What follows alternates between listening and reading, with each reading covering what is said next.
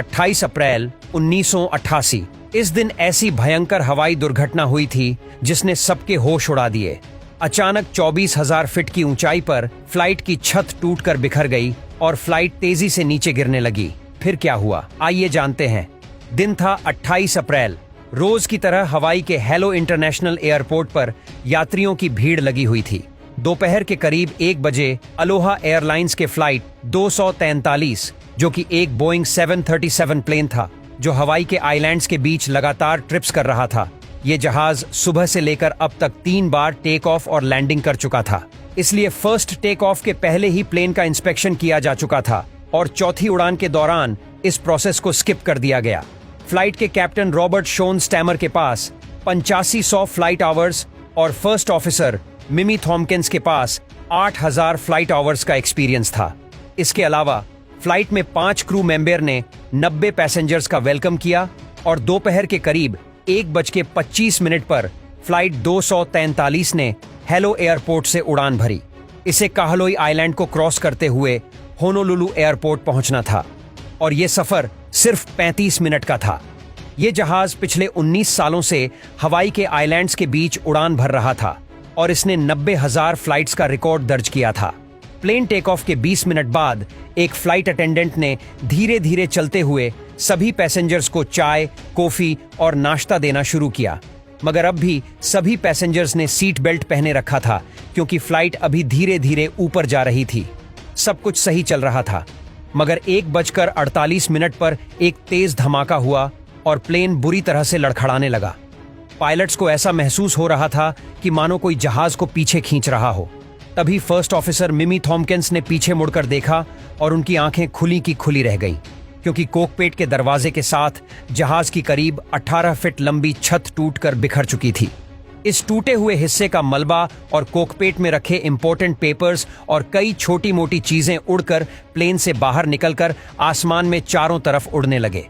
इस time plane 25,000 feet की ऊंचाई पर था, जहां हवा इतनी पतली होती है कि सांस लेना भी मुश्किल होता है।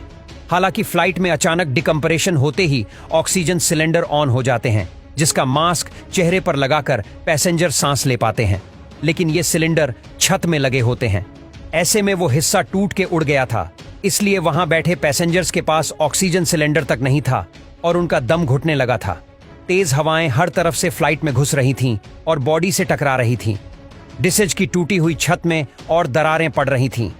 खुशकिस्मती से यह घटना पैसेंजर्स को सीट बेल्ट रिमूव करने का इंस्ट्रक्शन देने से पहले हुई थी और ये सीट बेल्ट फ्लाइट के निचले हिस्से से जुड़ी हुई थी।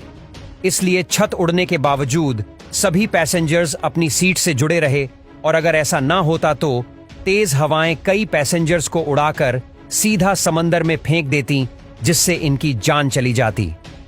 फर्स्ट ऑफिसर मिम्मी ने समझदारी दिखाते हुए तुरंत ही फ्लाइट का कंट्रोल कैप्टन रॉबर्ट को दे दिया, जिन्होंने होनोलुलु एयरपोर्ट की जगह इनके ठीक नीचे मौजूद काहलोई एयरपोर्ट पर लैंड करने का डिसीजन लिया, क्योंकि रॉबर्ट जानते थे कि होनोलुलु तक पहुंचने से पहले ही प्लेन 2 हिस्सों में टूटकर बिखर जाएगा। मगर पीछे पैसेंजर्स कोकपीट में नहीं देख पा रहे थे और उन्हें लगा कि ये प्लेन अब पायलट के कंट्रोल में नहीं है और ये नीचे गिर रहा है, जिससे सभी और ज्यादा पैनिक होकर चिल्लाने लगे। फर्स्ट ऑफिसर लगातार काहलोई एयरपोर्ट के एटीसी से कांटेक्ट करने की कोशिश करने लगे, मगर सिग्नल्स नहीं मिल पा रहे थे। करीब 3 मिनट बाद उनका एटीसी से पहला वॉइस कांटेक्ट हुआ, लेकिन शोर इतना था कि एटीसी इनके बात ठीक से समझ नहीं पा रहे थे, मगर वो समझ गए थे कि कोई इमरजेंसी है। यहां मिमी ने ट्रांसपोंडर से भी इमरजेंसी कोड 7700 भेजा, जिसे एटीसी को यकीन हो गया कि कोई बड़ी गड़बड़ी है। उन्होंने तुरंत ही रनवे खाली करवाया और एम्बुलेंस एंड फायर ट्रक को रनवे के पास टैक्सी वे पर पहुंचने की कमांड दे दी। धमाके के करीब 7 मिनट बाद प्लेन 10,000 फीट की ऊंचाई पर पहुंचा, जहां एयर प्रेशर कम हुआ और पैसेंजर्स सांस ले पा रहे थे, जिससे उनमें उम्मीद की एक किरण जागी के पायलट अभी प्लेन को कंट्रोल कर रहे हैं। अब धीरे धीरे करके फ्लाइट 243 काहलोई एयरपोर्ट के रनवे के पास आ रही थी, मगर तभी प्लेन का एक इंजन फेल हो गया। लेकिन ये वक्त इंजन को देखने का नहीं था, बस जल्द से जल्द फ्लाइट को टच डाउन करवाने का था।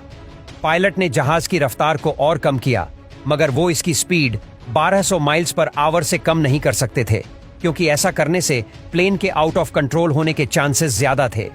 इसलिए उन्होंने उतनी स्पीड को मेंटेन करके रखा और फर्स्ट ऑफिसर मिमी ने लैंडिंग गियर्स खोलने का कमांड प्रेस किया। लेकिन कोकपेट में फ्रंट व्हील के खुलने की सिग्नल लाइट नहीं चल रही थी, जिससे दोनों पायलट घबरा गए, क्योंकि अगर नोज गियर ना खुलने से लैंडिंग होते ही फ्लाइट 2 टुकड़ों में टूट जाता, जिससे इतना बड़ा धमाका होता और फ्लाइट में सवार सभी 95 लोग मारे जाते। इसलिए उन्होंने तुरंत एटीसी से पूछा कि क्या हमारा नोज गियर खुला है या नहीं। तभी एटीसी ने बताया कि हाँ, तीनों लैंडिंग गियर्स खोल चुके हैं।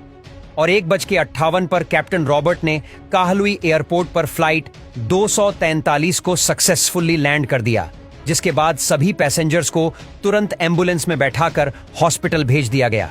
दोस्तों, उड़ता हुआ मलबा टकराने और ऑक्सीजन की कमी की वजह से 90 में से 65 पैसेंजर्स को सीरियस इंजरी हुई थी, मगर खुशकिस्मती से किसी पैसेंजर की जान नहीं गई।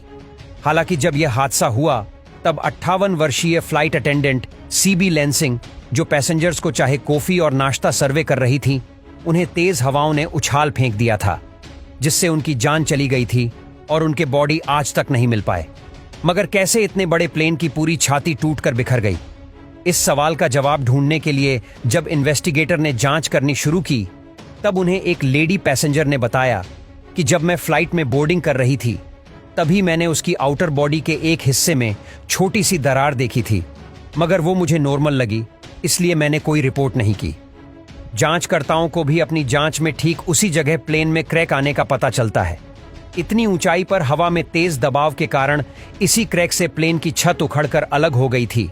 और यहां गौर करने वाली एक और बात यह है कि इस फ्लाइट ने 19 साल तक एक ऐसे समुद्री रूट पर फ्लाई करने में गुजारा था जहां का वातावरण नमी और नमक से भरा हुआ था। ऐसे मौसम में किसी भी मेटल में जंग लगना बिल्कुल पॉसिबल है। ऐसे में एयरलाइंस को प्लेन की समय समय पर जांच करती रहनी चाहिए, मगर ऐसा नहीं हुआ।